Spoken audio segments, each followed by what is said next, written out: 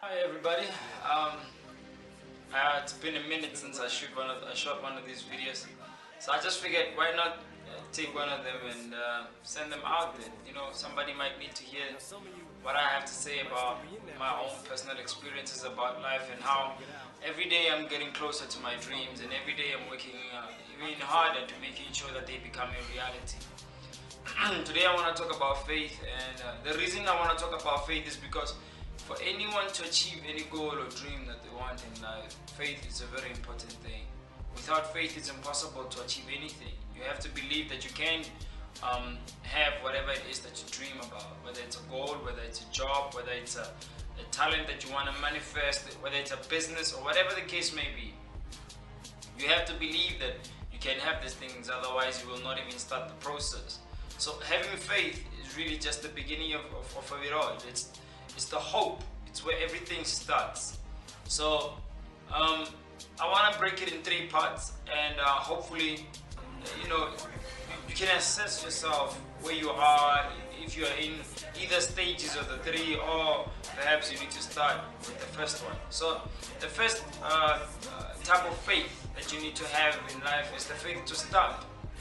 You see, when I decided that I was going to become a motivational speaker, it was because I was inspired by someone else, and I thought to myself, the image connected me to some time in my life when I was about 10 or 11, and I made the decision that I would like to be a motivational speaker then. So when I saw the video about 16 or 15 years later, when I was now 25, 26, I had a decision to make, that as soon as I had this guy motivate, and my thoughts went back to the time when I was 10 or 11, I had a decision to make. That was what I wanted to do when I was 11.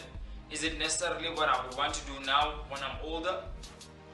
And do I have what it takes? Could I really become a motivational speaker? Could I really manifest this thing into reality? Could I transform my life, being that I was in a very bad state? I was drinking, I was partying, I was smoking, I was having a lot of social fun, and my life was really out of order.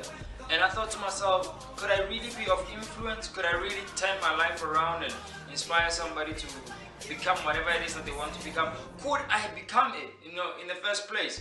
And the one thing I learned about success is, when you want to become something, when you want to have anything in life, the first phase is learning about this thing, studying it, and finding out, what is this animal? What does it want? How many times do you need to feed it? How much? How long? What do you really need to do on a daily basis to make sure that it survives? And the first thing I had to do was learn about it, and that's what the foundation of faith is learning or finding out about whatever it is that you want to do. Because after you assess the situation, you will then look at yourself and say, am I in a position to do whatever it takes? Do I have the capabilities? Would I be willing to change? Would I be willing to cut off anything that may be stopping me from achieving this thing? And once you assess the situation and realize whether you can or cannot do it, based on how big or how much you believe in yourself, then you can do it. But for me personally, I studied motivation, I read about it, I read a lot of books, I watched more videos on YouTube, I downloaded videos, I started hanging around people that were going to seminars, and I started going to seminars and watching other speakers and new people, and I started exposing myself to the world of motivation so much that I realized that, oh, I can do this. And once I sat there, now my faith kicked in and propelled me to the next stage. Because then you move on. Okay, now I believe I can do this. Now you start perhaps even practicing and learning about it and starting to talk to yourself. Because I was doing that. I was recording videos on my laptop, and I was just recording myself on my phone and learning quotes and whatnot. I was doing all the little things that I had to do to make sure that one day I do become a speaker. And my faith grew. And when my faith grew, there's another stage of your faith that you go through, which is the persistent stage. Because with every single thing that you do, there comes a time when you plant a seed, and perhaps you've been watering the seed for quite some time, and you haven't seen the tree come out of the soil yet. And you say, but whoa, how long have I been watering the seed? How come I still do not see anything? And then one day, as long as you don't give up, as long as you persistently keep watering the seed, one day out of nowhere, when you don't realize it, it shows up. But the process between that time when you planted the seed or the idea, or now you're trying to go after this goal, there will be dry moments in between where you start questioning yourself. Nothing will be happening. You won't be going anywhere. You will feel like you're running around in circles and not much is happening. And you'll be like, I knew this was not going to work in the first place. I knew that, you know, this was just a crazy idea. What did I think when I first started this whole process? Did I really believe that I was going to achieve this thing? Look at how things are happening now. That moment will come. That time will come, you know, and when it comes, it is how you deal with it that dictates whether you're going to go forward or give up. And that's where most people start falling off. You know, it's easy for anyone to start anything in life, but having the courage to persist, even when you don't see anything happen, even when it looks like you're crazy and you're feeling stupid and you're in class with little boys and girls and you're like, I knew this was not gonna work.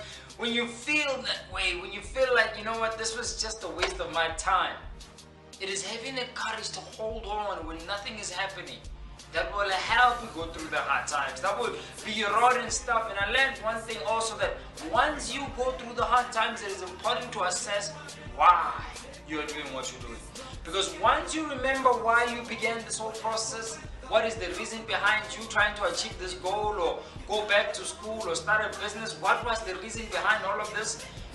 Once you remember and you hold firmly in your mind, or you have perhaps written down your goals and your dreams, and then on top of that you've written down the reasons why you are going to have to achieve this thing. Once you get to that point, and when you hit rock bottom and it looks like nothing is going to happen, you pull out that piece of paper, baby, where you have written down the reasons why you must manifest this thing. I promise you, your goals will push you through the hard time. Because personally for me, I looked at my history and I thought to myself, gosh, I don't want to continue to produce the same results that I did. And the results that I want to produce in the future, that's what pulls me towards the future. That's what pulls me towards wanting to become and do more with my life. So therefore, I cannot accept defeat. I cannot then decide that from now on, I'm just simply going to give up just because things are getting tougher. I knew it was not going to be easy when I started this process. I knew that there were going to be times where I'm going to give up. They talk about this in the videos that I study. Why would I start then decide that I'm going to give up just because it's getting tougher? Not everybody makes it, but it's the people that have the tenaciously hold on to their dreams and their goals when everybody else is falling off, when everybody else is sinking, they keep their head above the water. Those are the people that manage to get to the third level of faith. Once you manifest yourself through the first stage of believing, then you move on to persistently holding on to that thing and watering the seed until you see something happen through the rough times. Then there's the third level, where now you have the faith to reap, right? Because a lot of people fall off somewhere, but if you hold on, your faith will lead you into the next stage of your life where everything is almost on automatic.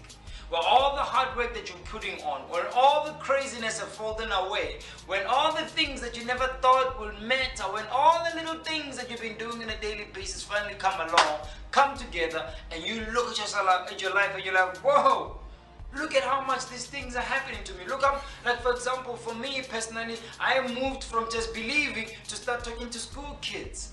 And for the first time I talked to 5 schools. Was I really not that good? Nah, maybe I was not. You know what? But I knew I had to start somewhere. And I grew.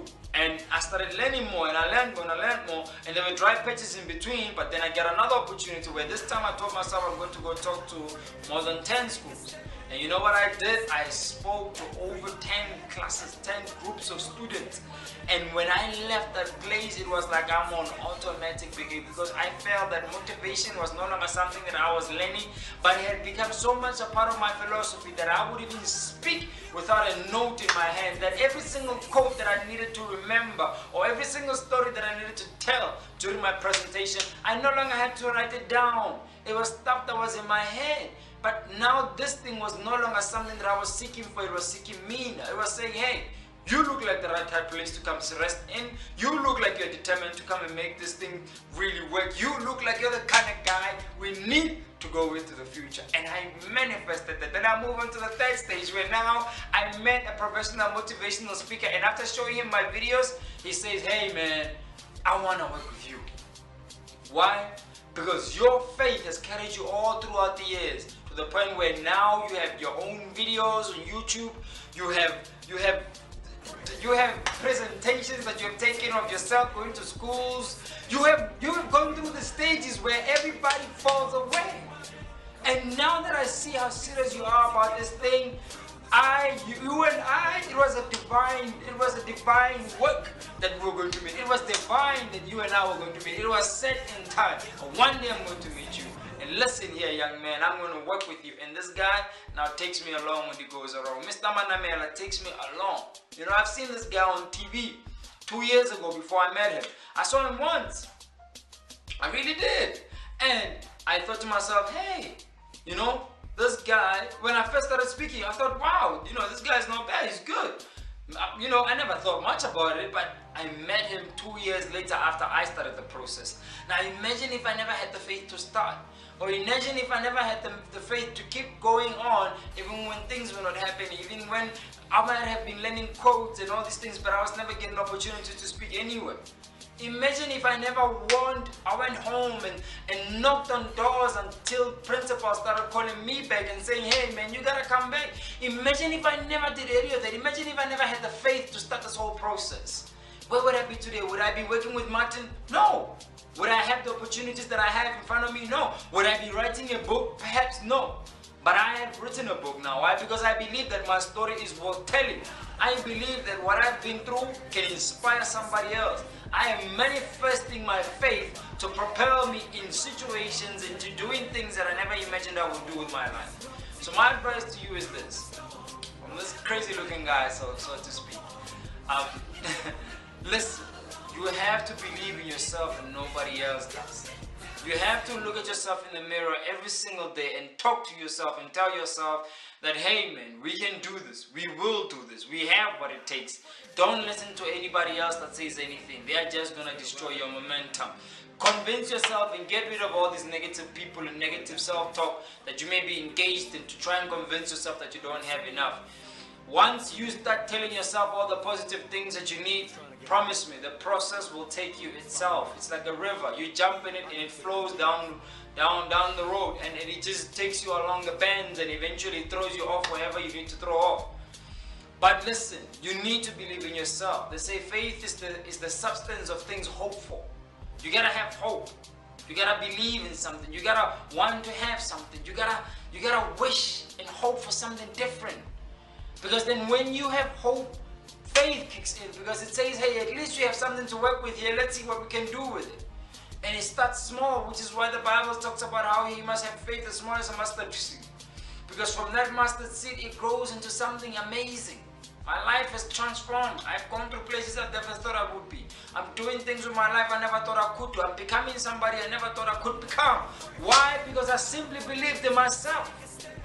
And the third stage of your faith is really about reaping what you have sown along the years. And now your faith has grown so much that there is no way you can live your life ever again without believing that anything is possible. Why? Because after having been through everything that you've been through, your faith has grown so much that you believe you can take over the world. And let me tell you something. It is the people that think they can change the world that end up doing it. Why? Because they are crazy enough to believe that they can. So what are you crazy enough to believe that you can do? What are you crazy enough to believe that you can have? What kind of lifestyle do you want to give your family? What kind of life do you want to provide for yourself? What kind of job would you want to be doing with your life? If you really were to open up the book of life, all the options that exist, and say, out of all of these, which one would I really, really, really, really love to do? And let me tell you something. I have grown into being a speaker, man. I have grown so much that even when I'm speaking in this camera right now, I don't have notes. Because one day I stopped and looked at my life and I say, could this thing that I decided that I was going to do at 11 be exactly the thing that I was to do as an adult? I believed in that little boy's dream. I believed it when I was 26 that I can do it. And today I'm grateful because I believed in myself. I believed in that 11-year-old boy's dream. And today, it has helped me change my life so much that I don't know what my life would be had I never dreamed when I was 11. So find your passion, find your dream, go back, go find what you love, because that will be your savior. Cheers, and I hope that you will manifest your faith to have whatever it is that you desire.